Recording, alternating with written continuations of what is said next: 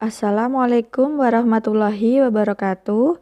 Halo semua, kembali lagi dengan saya.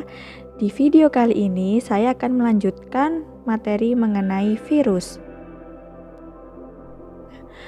Di video kali ini nanti, materi yang kita pelajari yaitu tentang replikasi virus atau reproduksi virus, lalu ada klasifikasi virus, ada peranan virus, dan di akhir video kalian harus menjawab pertanyaan-pertanyaan tentang materi virus kali ini.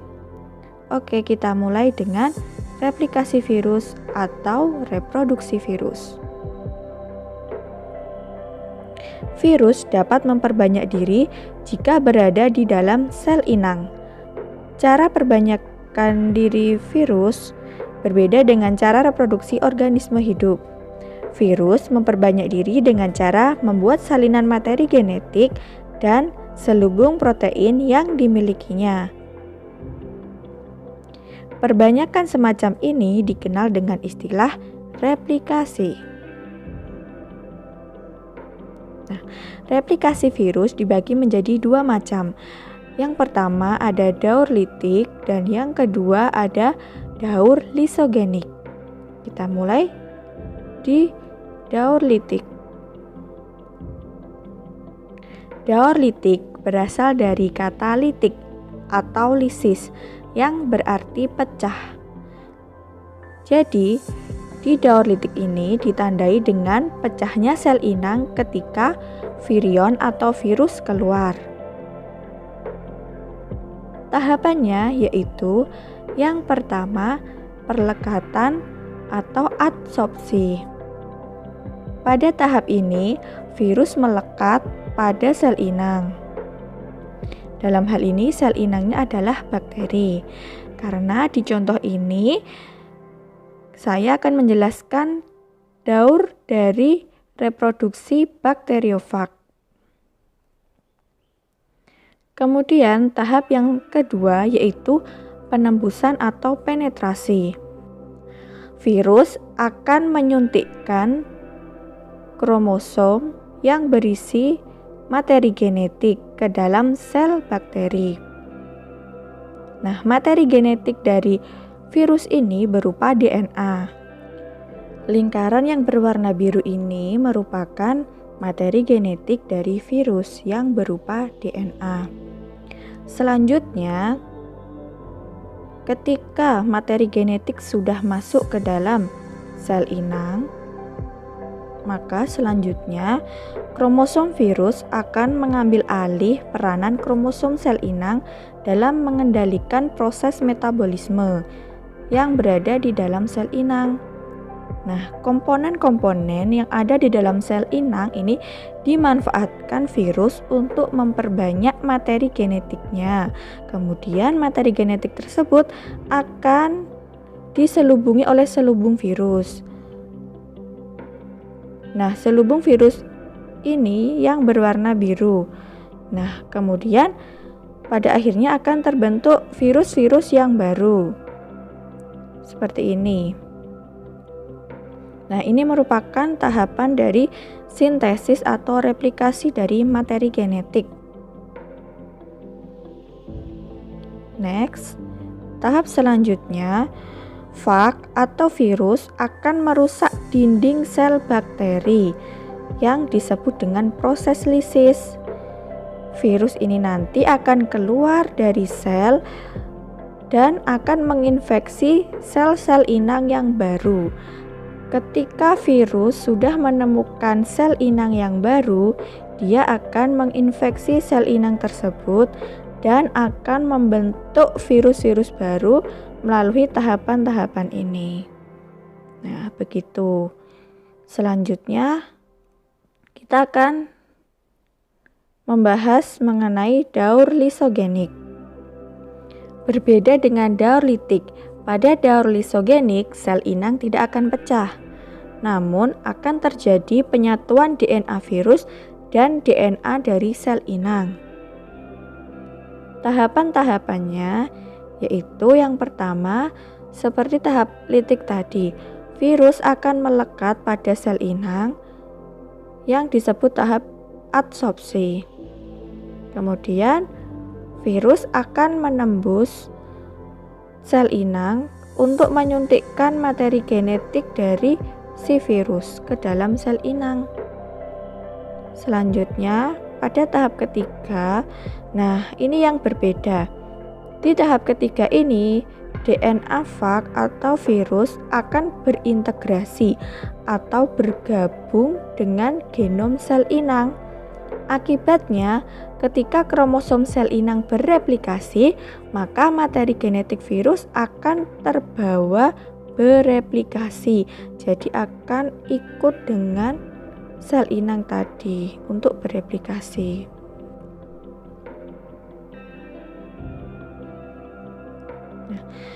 Ketika sel inang membelah berkali-kali, ini kan dari satu sel menjadi 2 sel dan seterusnya, maka materi genetik virus akan ikut terwariskan. Jadi di sini materi genetik virus yang berwarna biru itu ikut terwariskan ke sel-sel yang baru.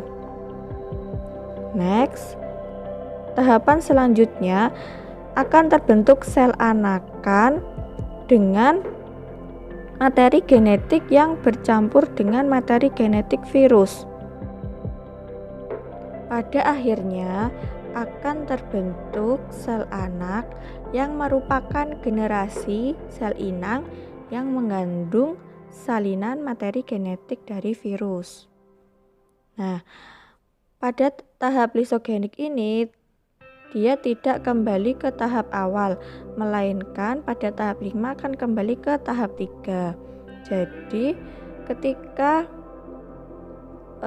sel inang ini yang sudah mengandung materi genetik virus akan membelah menjadi 2 dan memperbanyak diri.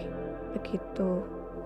Dapat diketahui perbedaan dari daur litik dan daur lisogenik itu terletak pada kalau daur litik selnya atau sel inangnya ini akan pecah sehingga si virus-virus akan keluar dari sel. Tapi pada daur lisogenik tidak terjadi lisis pada sel inang. Kemudian perbedaan yang kedua, pada tahap litik atau daur litik itu tidak terjadi penyatuan DNA virus dan DNA sel inang. Jadi kalau di daur litik DNA-nya itu sendiri-sendiri, tidak bergabung. Namun kalau di daur lisogenik terjadi penyatuan DNA virus dan DNA si inang. Nah, itu perbedaan dari daur litik dan daur lisogenik. Nah, lalu virus mana yang paling berbahaya atau yang paling virulen? Nah, virus virulen itu terletak pada virus yang dapat melakukan daur litik karena dia dapat memecahkan sel inang. Oke, next kita lanjut ke subbab materi selanjutnya, yaitu tentang klasifikasi virus. Nah, klasifikasi virus dibedakan menjadi 2. Yang pertama itu berdasarkan jenis sel inang yang diinfeksinya. Jadi sel inang yang diinfeksi virus itu ada hewan, tumbuhan, manusia, dan bakteri. Virus yang menginfeksi bakteri itu seperti virus rabies dan virus tetelo. Kemudian virus yang menginfeksi tumbuhan ada virus TMV, tobacco mosaic virus, dan ada virus tungro. Selanjutnya, virus yang menginfeksi manusia ini sangat banyak ya, tapi di sini saya hanya beri contoh ada virus herpes, HIV atau human immunoglobulin virus, dan virus corona, serta ada virus influenza. Kemudian yang menginfeksi bakteri adalah bakteriofag. Klasifikasi yang kedua yaitu berdasarkan materi genetiknya. Seperti yang saya jelaskan di part 1 bahwa virus itu hanya memiliki DNA saja atau RNA saja. Nah, virus yang memiliki DNA itu adalah bakteriofag dan adenovirus. Sedangkan virus yang hanya memiliki RNA itu adalah HIV, virus corona, rabies, dan virus influenza. Next, kita ke subbab selanjutnya, yaitu peranan dari virus. Apakah semua virus itu berbahaya? Apakah ada virus yang menguntungkan? Menurut kalian bagaimana? Nah, virus itu ada yang menguntungkan, ada yang merugikan. Virus yang menguntungkan itu adalah virus yang digunakan dalam rekayasa genetika untuk tujuan tertentu. Contohnya seperti terapi gen. Nah, terapi gen itu apa? Nah, gini ceritanya. Karena kemampuan virus yang dapat memperbanyak diri dengan cepat, maka virus ini dapat disisipi gen baik. Lalu gen-gen baik tersebut akan diperbanyak melalui replikasi virus. Nah, virus yang sudah disisipi gen baik ini akan disuntikkan ke sel inang, contohnya seperti sel tumbuhan, guna mempercepat pertumbuhan suatu tumbuhan. Begitu keuntungan dari virus. Next, peranan merugikan dari virus.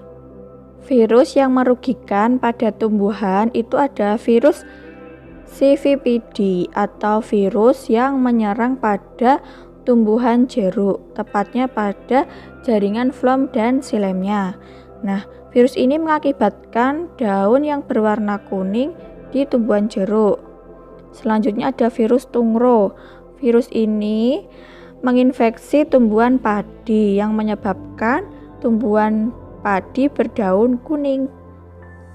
Nah, contoh selanjutnya ada virus TMV atau tobacco mosaic virus. Nah, virus ini menyebabkan bercak-bercak kuning pada daun tembakau. Sedangkan pada hewan ditemukan pada hewan ayam atau unggas. Nah, virus yang menginfeksi ayam ini adalah virus Newcastle disease atau virus tetelo. Kemudian contoh selanjutnya ada virus rabies yang menginfeksi anjing. Next. Nah, ini merupakan contoh dari virus-virus yang menginfeksi manusia. Yang pertama ada virus influenza, menyebabkan flu pada manusia. Kemudian ada virus herpes yang menyebabkan herpes. Nah, virus ini menular ya. Jadi harus menjaga kebersihan dan berhati-hati. Kemudian ada virus Ebola. Nah, virus Ebola ini ditemukan di Afrika yang terbanyak, dan virus ini sangat berbahaya karena dia bisa menularkan melalui cairan-cairan. Bahkan cairan yang dikeluarkan seperti feses, terus urin itu juga dapat menularkan virus Ebola ini. Jadi harus berhati-hati. Kemudian ada virus DHF atau dengue hemorrhagic fever, atau yang kita kenal dengan istilah demam berdarah. Nah, kenapa di sini gambarnya nyamuk bukan virus? Jadi demam berdarah itu disebabkan oleh virus DHF ini. Nah, virus ini diperantarai oleh nyamuk. Dia berada di dalam tubuh nyamuk. Kemudian ketika nyamuk menggigit kulit manusia, virus ini tadi akan masuk ke dalam sel manusia dan menginfeksi manusia, sehingga manusia tersebut bisa terkena demam berdarah. Selanjutnya, ada virus HIV atau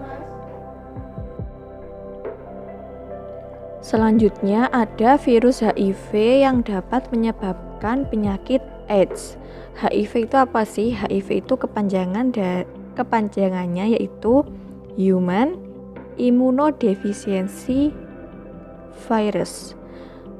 Human itu artinya manusia, imun itu kekebalan tubuh atau imun, Defisiensi itu artinya kekurangan. Jadi si virus HIV ini menyerang sistem kekebalan tubuh manusia. Nah, padahal sistem kekebalan tubuh manusia itu adalah benteng terdepan dalam menyerang atau melindungi manusia dari berbagai serangan atau infeksi dari luar. Oleh karena itu, virus ini sangat berbahaya karena sudah menyerang sistem kekebalan tubuh manusia. Sehingga orang-orang yang terkena virus ini, yang mengidap penyakit AIDS itu tidak akan bertahan hidup lama-lama. Dia akan cepat meninggal ya karena tadi sistem kekebalan tubuhnya yang terserang.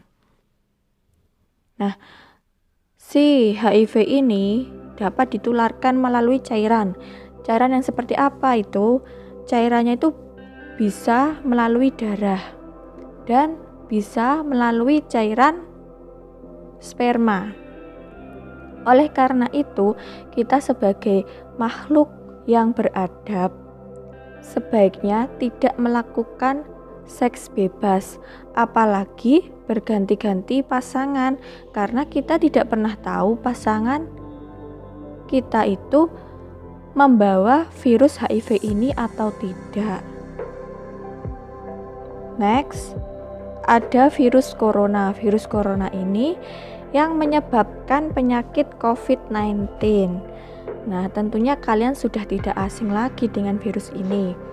Virus ini itu menyerang sistem pernafasan dari manusia. Next, ada virus hepatitis. Hepatitis itu berasal dari kata hepar yang artinya hati. Jadi yang diserang dari virus hepatitis ini adalah hati manusia. Oke. Kita kembali ke menu ini. Selanjutnya ada soal. Soal yang harus kalian kerjakan sebagai tanda bukti kalian telah memahami materi yang ada di video ini. Nah, ada 6 soal yang harus kalian jawab. Yang pertama yaitu reproduksi atau replikasi virus terbagi menjadi 2, yaitu apa dan apa. Silahkan kalian jawab di kolom komentar. Dan apabila kalian tidak paham atau memiliki pertanyaan mengenai materi ini, kalian dapat tuliskan di kolom komentar. Oke, sekian dari saya. Terima kasih sudah menonton video ini. Semoga video ini bermanfaat. Wassalamualaikum warahmatullahi wabarakatuh.